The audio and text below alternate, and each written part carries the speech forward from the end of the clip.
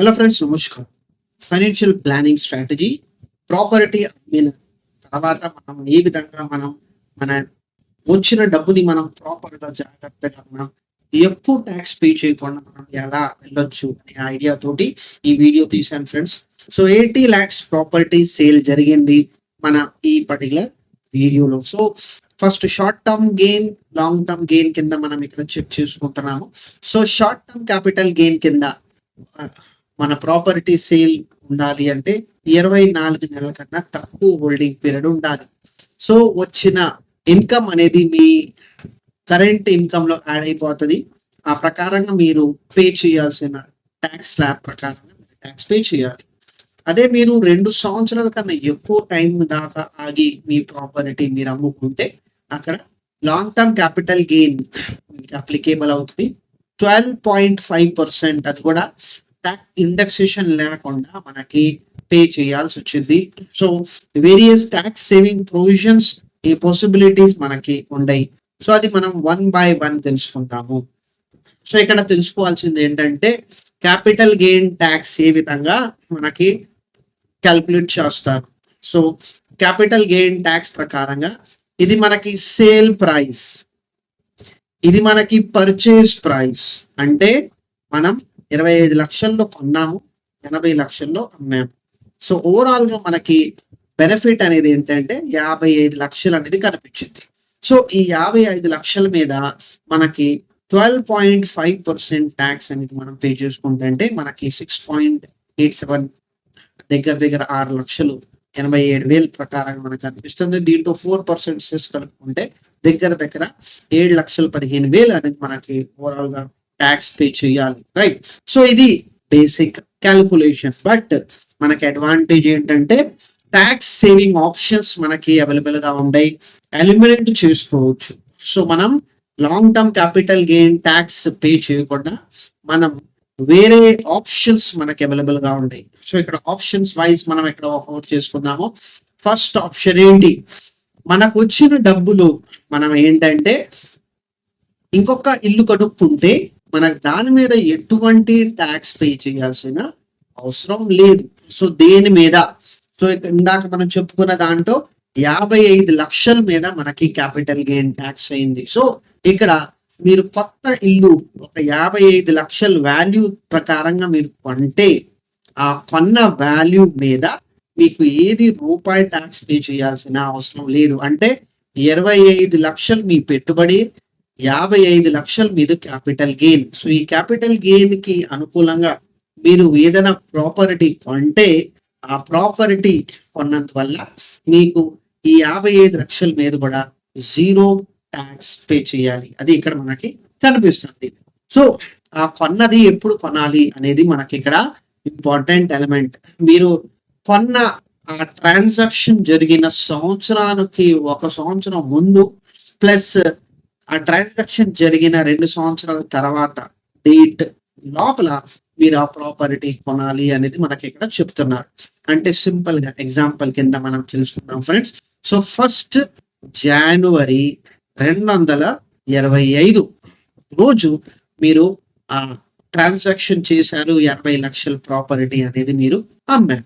So దీని ప్రకారం ఏంటంటే 1 జనవరి 2024 అంటే ఈ ట్రాన్సాక్షన్ కి 1 సంవత్సరం ముందు లోపల మీరు 1 ఇయర్ అనేది మనకి ఇక్కడ చెప్పారు. అదే విధంగా 31 డిసెంబర్ 2027. సో సింపుల్ తెలుసుకోవాల్సింది ఏంటంటే మీరు ఈ 55 లక్షలు, మీకు వచ్చిన 55 లక్షలు 1 జనవరి 2024 నుంచి 31 డిసెంబర్ 2027 లోపల మీరు ఈ 55 లక్షలు మీరు ఖర్చు పెట్టుకొని కొత్త ప్రాపర్టీ మీరు నిలబెడుకుంటే కొనుక్కుంటే దాని మీద ఎటువంటి ట్యాక్స్ అనేది మీరు కట్టాల్సిన అవసరం లేదు. సో ఇక్కడ ప్రాపర్టీ కూడా సేల్ చేసుకున్నాము, దాని లాభం మనం ఇంకొక స్థలం ఇంకొక ఇల్లు కొనుక్కొని మనం పెట్టుకుంటే దాని మీద ట్యాక్స్ పే చేయాల్సిన అవసరం లేదు. ఫస్ట్ ఆప్షన్ అవైలబిలిటీ మనకి చెప్తున్నారు. రెండో ఆప్షన్ మనకి ఏంటంటే 54 EC bonds. So 54 EC bonds అంటే మనం 50 లక్షల దాకా మనం పర్ బేసికలీ ఇయర్ మనం ఇన్వెస్ట్మెంట్ చేసుకోవచ్చు 54 EC బాండ్స్ లో. సో 54 EC అంటే మన పెట్టుబడి పెట్టిన ఇన్వెస్ట్మెంట్ ఈ కంపెనీస్ వాడుకుంటాయి. దాని అనుకూలంగా మనకి 5.25% మీద టాక్సబుల్ ఇన్కమ్ అనేది ఇవ్వటం జరిగింది. సో వడ్డీ అనేది మీకు ఎంత వస్తుందంటే 5 వడ్డీ అనేది మీకు వచ్చింది. సో సింపుల్ తెలుసుకోవాల్సింది ఏంటంటే మనకు వచ్చిన 55 లక్షల్లో 50 లక్షలు మనం టోటల్ ఎగ్జామ్షన్ తీసుకోవచ్చు. అంటే ఈ క్యాపిటల్ గెయిన్స్ మీద మనకి ట్యాక్స్ దేని మీద ట్యాక్స్ పడింది, మిగతా 5 లక్షలు. ఎందుకంటే మనకి లాభం వచ్చింది 55 లక్షలు ఇక్కడ మనం చూస్తున్నాము. సో ఈ 55 లక్షల్లో 50 లక్షలే మనకి ఈ 54 EC బాండ్స్, మనకి క్యాపిటల్ గెయిన్స్ బాండ్స్ మనం ఇన్వెస్ట్మెంట్ చేసుకోవచ్చు. మిగతా 5 లక్షలు ఇలా.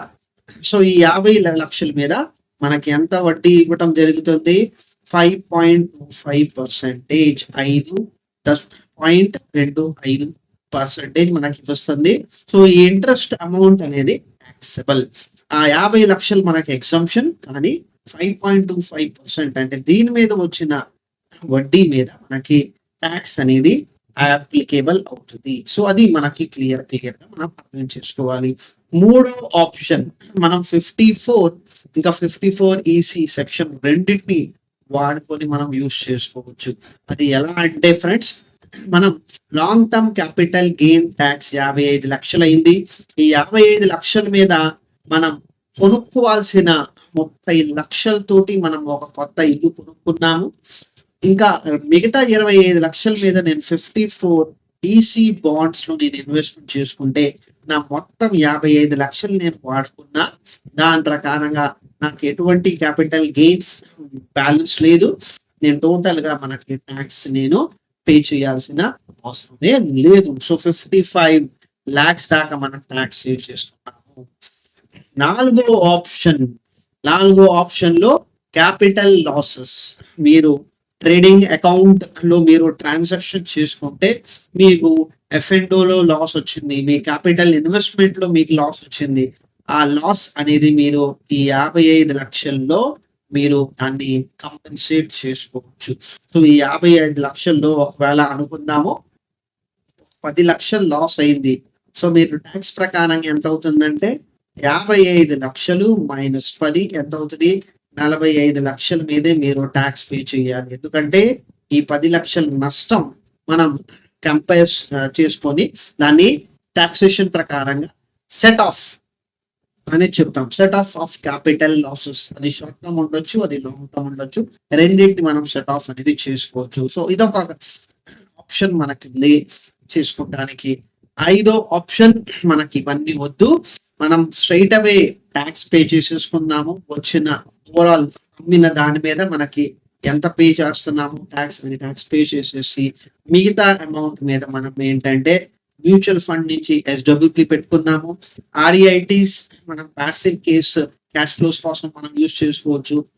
స్పెసిఫికలీ మనం రిటైర్మెంట్ ప్లానింగ్ ప్రకారంగా debt fund, equity and emergency fund ఒక బ్యాలెన్స్ వేగా మనం వెళ్ళిపోయి మనం బెనిఫిట్ అనేది పొందుకుంటా వెళ్ళవచ్చు. సో ఇలాంటి 5 డిఫరెంట్ ఆప్షన్స్ అవైలబుల్ గా ఉంటాయి ఫ్రెండ్స్. సో ఓవరాల్ గా మనం డాక్యుమెంటేషన్ ప్రాసెస్ లో మనం వెళ్తుంటే ensure sale procedures are routed via bank. So bank తరపు నుంచి అంటే ట్రాన్సాక్షన్స్ వెళ్ళాలి. సో మీరు ఏదైనా బెనిఫిట్ మీరు పొందాలి అంటే టాక్సేషన్ విషయంలో పేమెంట్ అనేది మీ బ్యాంక్ నుంచి వెళ్ళాలి. సో ఇక్కడ సేల్ డీడ్, TDS సర్టిఫికేట్, ఇండస్ట్రేషన్ ప్రూఫ్ ఉంటే ఒకవేళ ఉన్న దాంట్లో ఇండస్ట్రేషన్ ప్రూఫ్ అవసరం లేదు.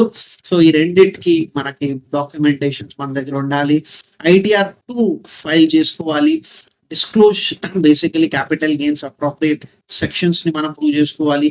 ప్లస్ మనం చేసిన ఇన్వెస్ట్మెంట్ డాక్యుమెంటేషన్ మన దగ్గర ప్రూఫ్ కింద మనం ఉంచాలి. సో ఈ డాక్యుమెంటేషన్స్ డెఫినెట్లీ మనం పెట్టుకుంటే అంత బెటర్ గా ఉంటది. సో ఇందాక మనం చెప్పుకున్న ఓవరాల్ అవుట్కమ్ మనం చెప్పుకుంటే డిఫరెంట్ ఆప్షన్స్ మనకి అవైలబుల్ గా ఉన్నాయి. సో దాని బెనిఫిట్ అనేది మీరు తీసుకోవచ్చు అనే దానికి మనం ఇక్కడ వీడియో చూసాము.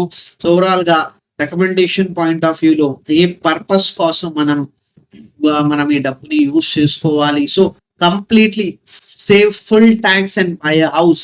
దానికోసం నేను ఇల్లు కొనుక్కోవాలి ఎలాగో అని అనుకుంటున్నాను. సో దానికి నేను సెక్షన్ 54 అనుకూలంగా నేను వాడుకుంటున్నాను. నాకు లిక్విడ్ క్యాష్ వద్దు, లేకపోయినా కూడా నాకు ప్రాబ్లం లేదు.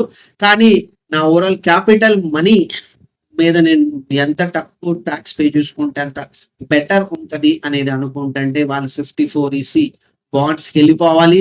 ఫ్లెక్సిబిలిటీ మనం చేసుకుంటుంటే కొన్ని దాంట్లో మనకేంటంటే ట్యాక్స్ పే చేసుకొని మనం యూజ్ చేసుకోవచ్చు. అదే విధంగా మనకేంటంటే లాంగ్ టర్మ్ ఇన్కమ్ కోసం మనం యూటిలైజ్ చేసుకుంటుంటే ఇందాక మనం చెప్పుకున్న రిటైర్మెంట్ ఇన్వెస్ట్మెంట్ కింద మనం దాన్ని వచ్చిన బెనిఫిట్ ని మనం ట్రాన్స్ఫార్మ్ చేసుకొని దాన్ని మొత్తం అమౌంట్ ని యూటిలైజ్ చేసుకొని మనం వెళ్ళొచ్చు. సో డిఫరెంట్ ఆప్షన్స్ ఉంటాయి ఫ్రెండ్స్. సో ప్రాపర్టీ అమ్మిన తర్వాత అరే దీని మీద నేను ట్యాక్స్ పే చేయాలా అనేది కాకుండా ఆ అమౌంట్ మూమెంట్ లో వచ్చిన ఇన్వెస్ట్మెంట్ ని మీరు కరెక్ట్ వేగా మీరు వేరే విధంగా డైవర్ట్ చేసుకుంటే అంత అద్భుతంగా మీకు బెనిఫిట్ అనేది వచ్చింది. సో హోప్ఫుల్లీ మీ వీడియో వల్ల కొన్ని విషయాలు అనేది తెలుసుకున్నారు. ముందే తెలుసుంటే డెఫినెట్లీ మంచిదే. తెలియని వాళ్ళకి ఈ పర్టికులర్ వీడియో డెఫినెట్లీ యూస్ఫుల్ గా ఉంటది అనే ఆలోచనతో సెలవు తీసుకుంటాను friends. Thank you very much.